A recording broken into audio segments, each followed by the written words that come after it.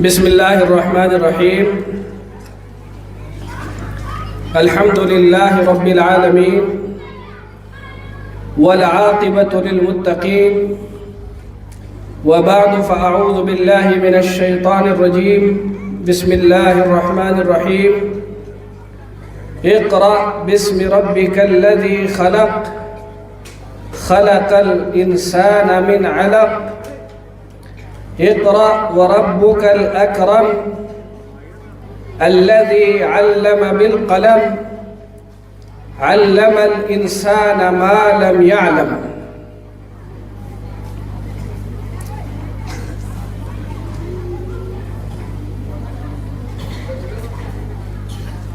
معزز صدر محترم، ہمارے اس پروگرام کی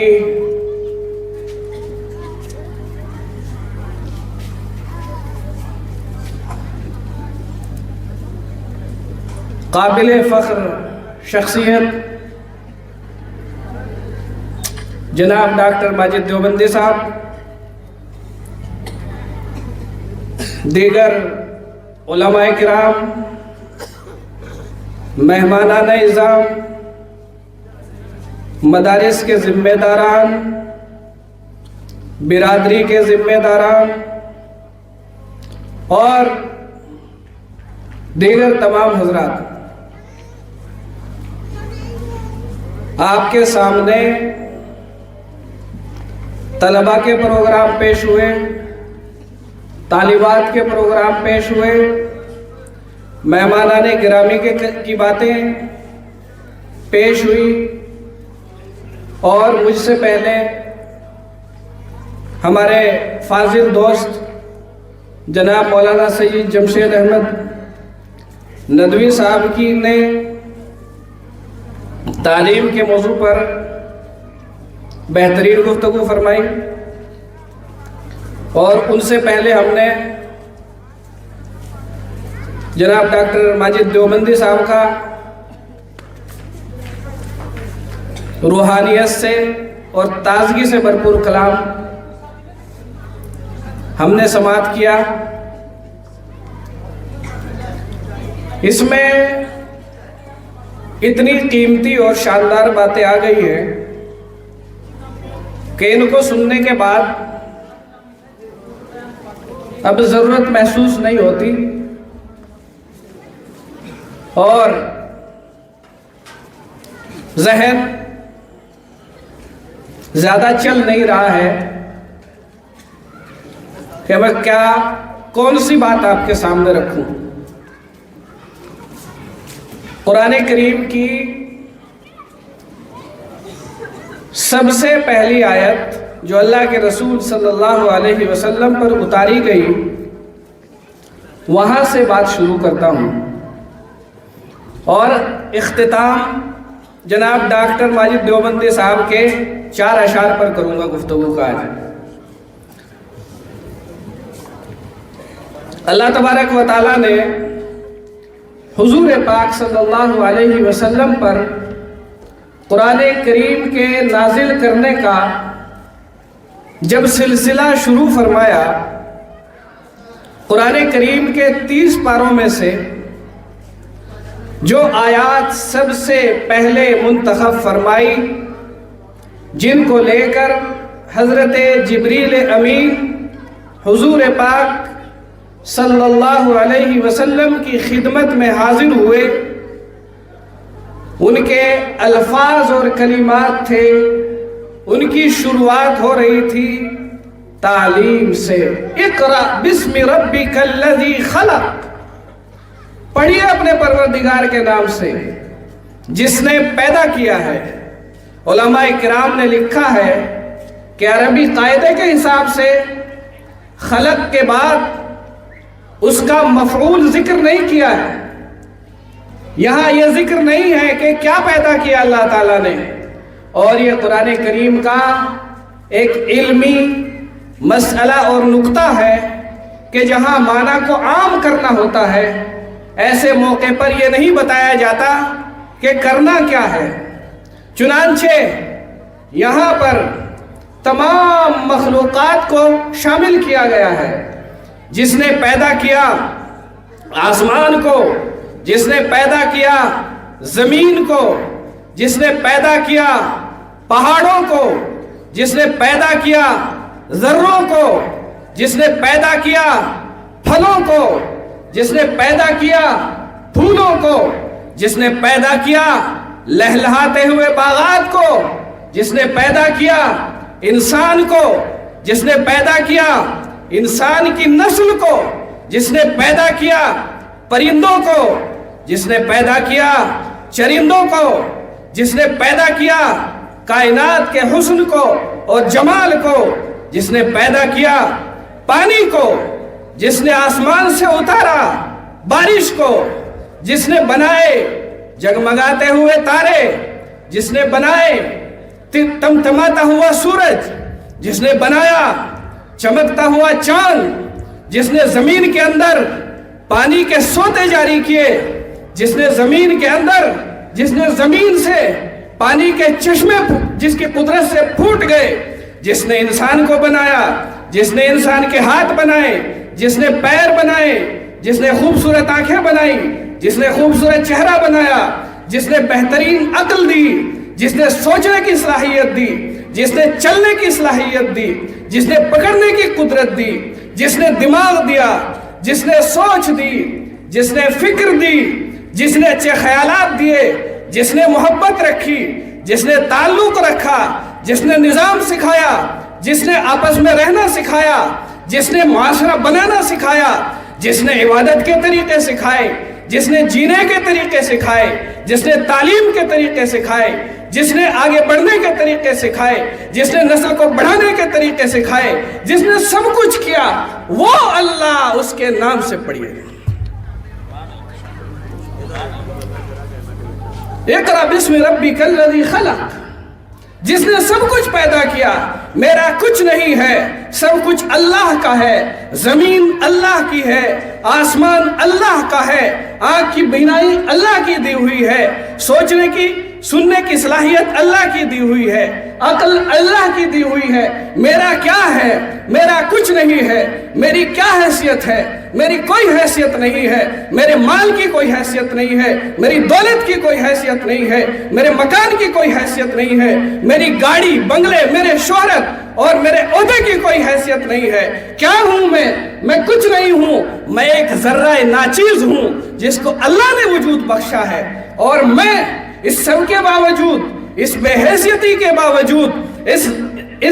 اس ناکارہ پن کے باوجود میں تکبر کروں، میں غرور میں لگ جاؤں، میں اپنی بڑائی کروانے لگ جاؤں، میں اپنی تعریف کے سننے کے شوق میں پھرتا رہوں، یہ میری کوئی حیثیت نہیں ہے، حیثیت اللہ کی ہے۔ میرے بزرگوں، عزیز طلبہ اور طالبات، یہ سب سے پہلی آیت میں دو پیغام دیے گئے ہیں۔ ایک پیغام تو یہ ہے کہ پڑھائی کو آگے بڑھاؤ، پڑھائی کو لازم پکڑ لو، پڑھائی کو مشن بنا لو، پڑھائی کے بغیر کام چلنے والا نہیں ہے، جہالت سے دور ہو جاؤ، جہالت کی تاریکیوں کو ہٹا دو، جہالت سے اپنا رشتہ مٹا دو، جہالت کے اندھیروں کو ختم کر دو، اس لیے کہ جہالت تاریکی ہے، جہالت حیوانیت ہے، جہالت درندگی ہے، جہالت ظلم ہے، جہالت زیادتی ہے، جہالت استحصال ہے، اور علم امانت ہے، علم صداقت ہے، علم انصاف ہے، علم ترقی کا راستہ ہے، علم امن کا راستہ ہے، علم معاشرتی انصاف کا بھی راستہ ہے، علم ترقی کا بھی راستہ ہے، علم ہر قسم کی خیر کا راستہ ہے۔ اس لیے خیر کے راستے پر جاری ہو جاؤ اور اللہ سے اپنا رشتہ جوڑ لو۔ اقرأ بسم ربک الذی خلق، پڑھیے اپنے پروردگار کے نام سے جس نے پیدا کیا۔ خلق الانسان من علق، انسان کو خون کے لوتھڑے سے پیدا کیا۔ اقرأ، دوبارہ پھر فرمایا پڑھیے، وربک الاکرم، اور آپ کا پروردگار نہایت سخی ہے، الذی علم بالقلم، جس نے قلم کے ذریعے سکھایا. علم الانسان ما لم یعلم، انسان کو وہ سکھایا جسے اس کا کوئی پتہ نہیں تھا. اللہ کے رسول صلی اللہ علیہ وسلم کا ارشاد گرامی ہے، آپ نے فرمایا من سلک طریقا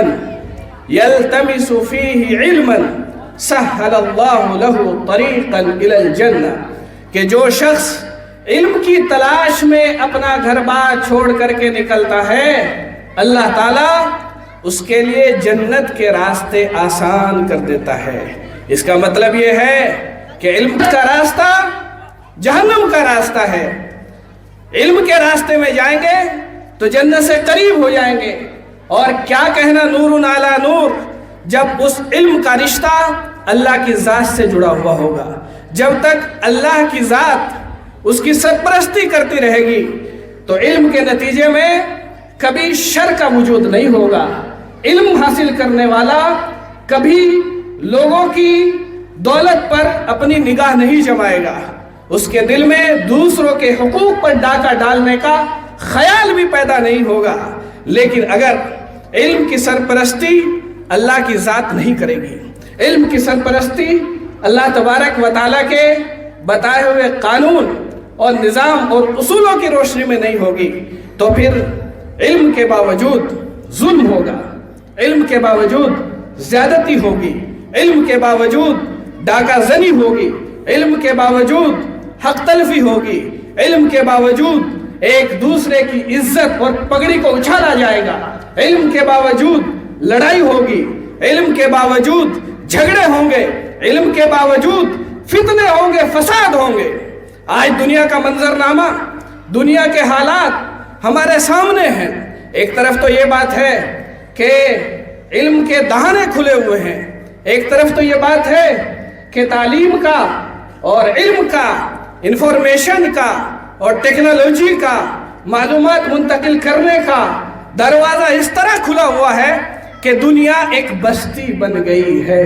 دنیا ایک بستی بن گئی ہے. معلومات کا لینا آسان، معلومات کا دینا آسان، سیکھنا آسان، سکھانا آسان، بتانا آسان، بات پہنچانا آسان، بات سننا آسان، لوگوں کو سمجھانا آسان. اس سہولت کے باوجود لیکن ہم یہ دیکھتے ہیں کہ انسان کے پاس ایک چیز نہیں ہے، وہ ہے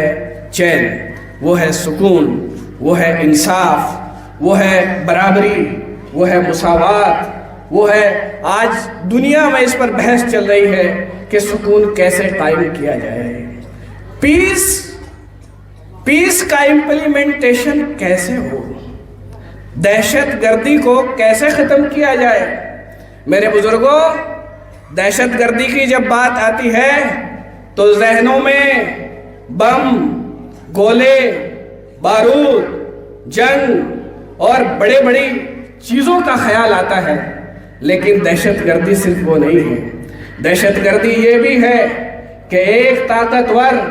کسی کمزور کا حق محض اپنی طاقت کی بنیاد پر چھین لے. دہشت گردی یہ بھی ہے کہ ایک بڑا اپنے چھوٹے پر اپنے اختیارات کو استعمال کرتے ہوئے زیادتی کرے اور جہاں تک ہو سکے اس کا استحصال اور بلیک میل کرتا رہے. دہشت گردی یہ بھی ہے کہ ایک طاقتور دوسروں کے حق ادا کرنے میں اس لیے پیچھے رہے کہ معاشرتی قوت کی وجہ سے اس کو دبایا اور اس کو دبایا نہیں جا سکتا، اپنے اثر و رسوخ کا غلط استعمال کرے. اور زیادتی کی متعدد شکلیں ہو سکتی ہیں جن کا تعلق براہ راست دہشت سے اور دہشت گردی سے ہے. ہمیں یہ سمجھنا پڑے گا اور یہ سب سمجھنے کے لیے ہمیں آنا پڑے گا قرآن کے سائے میں، ہمیں آنا پڑے گا احادیث کے سائے میں، ہمیں آنا پڑے گا حضور پاک صلی اللہ علیہ وسلم کے مدرسے میں، ہمیں آنا پڑے گا اللہ تبارک و تعالیٰ کی کتاب کی تعلیمات کے سائے میں، ہمیں آنا پڑے گا حضور پاک صلی اللہ علیہ وسلم کی سنت اور سیرت کی روشنی میں. اس لیے کہ اس روشنی میں جب ہم آئیں گے تو پھر ہمیں پتہ چلے گا کہ دوسرے کا حق دبانا بھی دہشت گردی ہے،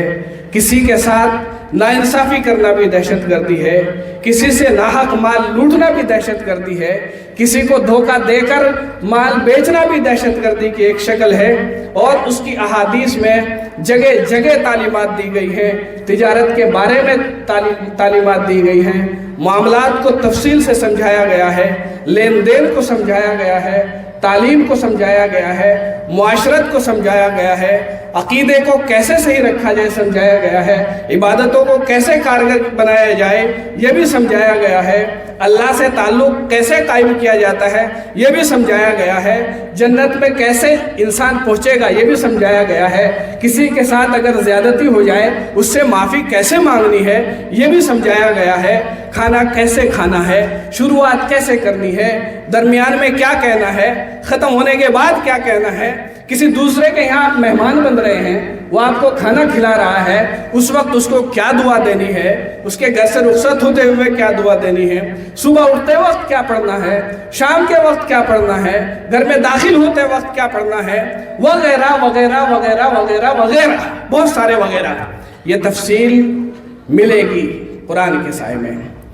اسی کے ساتھ ساتھ دوسری بات اخیر میں عرض کر کے میں بات ختم کر رہا ہوں، یہ بات ہو رہی تھی دینی تعلیم کی۔ ہمارے یہاں تعلیم کو دو حصوں میں اس طرح تقسیم کیا گیا ہے کہ ایسا لگنے لگا ہے کہ شاید حقیقت بھی ایسی ہی ہے، ایسا لگنے لگا ہے شاید قرآن اور احادیث میں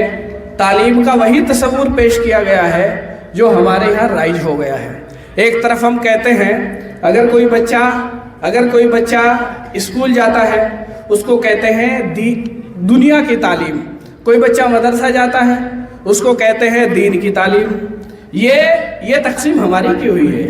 یہ تقسیم ہم نے کی ہے، خود ہم نے کی ہے، ہمارے معاشرے کے لوگوں نے کی ہے، ہمارے ادارے تعلیم کا نظام بنانے والوں نے کی ہے۔ اسلام میں ایسی کوئی تقسیم نہیں ہے، تعلیم کے سلسلے میں دینی اور دنیاوی کی تقسیم نہیں ہے، نفع بخش اور غیر نفع بخش کی تقسیم ہے۔ اگر ایک آدمی قرآن کریم کو سیکھ کر کے لوگوں کو بیوقوف بناتا ہے اور قرآن کی آیات کے ذریعے وہ لوگوں سے پیسے اینٹھنے کا کام کر رہا ہے، 100% وہ کتاب اللہ کا استعمال کرنے کے باوجود بھی ایک بددینی کا کام کرنے والا کہلائے گا، اس لیے کہ اس نے استعمال غلط کیا ہے۔ اسی طریقے سے اس کے برعکس ایک آدمی نے ڈاکٹری سیکھی، وہ ڈاکٹر ہے لیکن وہ سچے جذبے سے اللہ کو حاضر ناظر سمجھتے ہوئے اس کی رضا کے لیے، اس کی رضا کو اپنی نیت میں ڈال کر کے لوگوں کا علاج کرتا ہے، ان کو دوا دیتا ہے، ان کو آرام پہنچانے کی نیت سے اپنی خدمت دے رہا ہے، تو ہمارے نہ چاہنے کے باوجود بھی اللہ کے یہاں اس کو دین کا عمل لکھا جائے گا۔ اللہ کے یہاں تو تقسیم الگ ہے نا، لیکن ہم لوگ یہ چاہتے ہیں کہ اپنے طور پر دین کا ایک خول بنا لیں، اپنے طور پر ایک جو فریم ہم نے بنا رکھا ہے اسی فریم کے مطابق ہم چلتے رہیں، اور اس فریم کے مطابق چلنا چاہتے ہیں، اس فریم سے نکلنا ہوگا، اپنی منوانے کے بجائے اللہ کی ماننی پڑے گی۔ کتاب اللہ کو اپنے مطلب کے مطابق ڈھالنے کے بجائے کتاب اللہ کے مطابق چلنا پڑے گا۔ تو میں یہ عرض کر رہا تھا کہ تعلیم جو جدید تعلیم ہے، جس کو معاشرتی علوم کہہ سکتے ہیں، جدید علوم کہہ سکتے ہیں، اس کی تعلیم بھی نہایت ضروری ہے، اور اسی سوچ کے ساتھ اس ادارے میں آپ کے وہ علوم بھی شامل ہیں جن کا تعلق قرآن سے حدیث سے ہے، اور وہ علوم بھی شامل ہے جن کا ہماری معاشرت سے ہے، جن کی ضرورت ہمیں دنیا میں پڑتی ہے۔ ان تمام علوم کو اسی جذبے کے تحت شامل کیا گیا ہے۔ اور تیسری بات یہ ہے، جیسا کہ مولانا سید جمشید احمد ندوی صاحب نے بھی یہ بات خاص طور سے کہی ہے کہ بچوں کی طرح بچیوں کی تعلیم بھی نہایت ضروری ہے۔ آپ کے اس ادارے میں اس کا بھی نظم ہے، بچیاں ادھر پڑھتی ہیں اور بچے ادھر پڑھتے ہیں اور بچیاں ادھر پڑھتی ہیں، ان کے پڑھنے کا نظام بالکل الگ ہے اور بچوں کے پڑھنے کا نظام الگ ہے، لیکن نظام دونوں کے لیے ہے۔ اور حالات کے تناظر میں ہمارے جناب ڈاکٹر ماجد دیوبندی صاحب کے 4 اشعار پڑھ کر میں اپنی بات کو ختم کرتا ہوں۔ ایک شعر کا تعلق جو ہے، 2 ہی شعر پڑھوں گا۔ ایک شعر کا تعلق جو ہے وہ تعلق ماللہ سے ہے، دین سے ہے، اور دوسرے شعر کا تعلق جو ہے ہماری دنیاوی ضروریات سے ہے۔ دیکھیے، حلقۂ گردش دوراں سے نکل جائے گا، حلقۂ گردش دوراں سے نکل جائے گا، جو تیرے در پہ گرے گا وہ سنبھل جائے گا، حلقائے گردش دوراں سے نکل جائے گا، جو تیرے در پہ گرے گا وہ سنبھل جائے گا، اللہ کے در پہ جو آ جائے گا اس کو پھر اٹھانے کی ضرورت نہیں ہے، وہ سنبھل گیا۔ جو سجدے میں گر گیا، جس نے روحانی سجدہ کر لیا اللہ کے سامنے، گر گیا، اپنے آپ کو سپرد کر دیا، وہ پھر کہیں نہیں گرے گا۔ وہ ایک سجدہ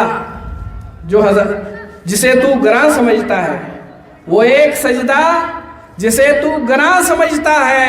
1000 سجدوں سے دیتا ہے آدمی کو نجات۔ دوسرا شعر ہے، ساتھ چلنا ہے تو رفتار بڑھاؤ ماجد، ساتھ چلنا ہے تو رفتار بڑھاؤ ماجد، کارواں ورنہ بہت دور نکل جائے گا۔